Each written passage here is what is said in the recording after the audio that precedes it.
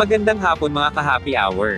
Narito ang mga balita para sa MBC TV Network News Update 5 PM edition.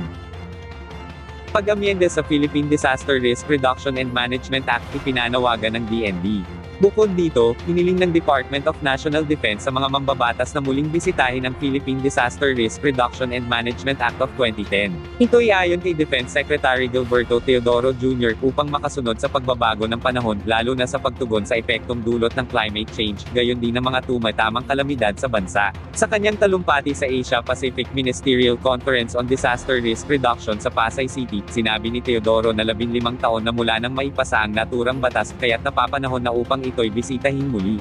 Binigyang diin pa ni Teodoro na kailangang regular na magsagawa ng assessment ang pamahalaan, upang matukoy kung ano ang mga kailangang punuan at mapabilis ang mga hakbang na dapat nitong gawin.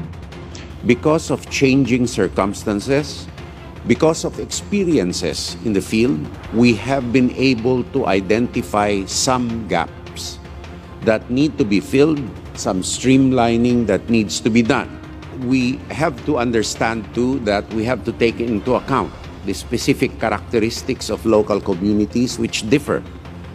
Sometimes in one local government unit alone, there are several phenomena which affect these communities. Samantala, sa Metro Manila ngayon, pagpapalawig sa schedule ng MRT at LRT, gayon din ang dagdag na biyahe sa EDSA Bus Carousel, inihirit ng MMDA sa DOTR. Makikipagpulong ang Metropolitan Manila Development Authority sa Department of Transportation para talakayin ang mga paghahanda sa papalapit na Christmas season.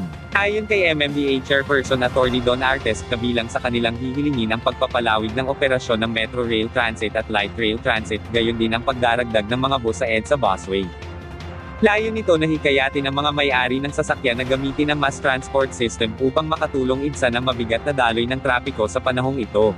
Una ng pinulong ng MMDA ang mga mall operator at utilities para plantsahin ang schedule ng mall hours, gayon din naman ang pagpapatupad ng moratorium sa paghuhukay ng kalsada.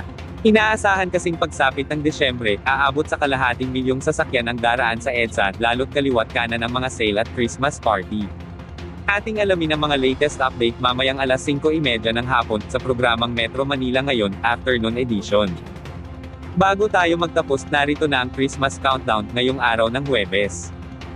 69 days na lang, Pasko na. At yan ang mga balita para sa MBC TV Network News Update 5 PM edition.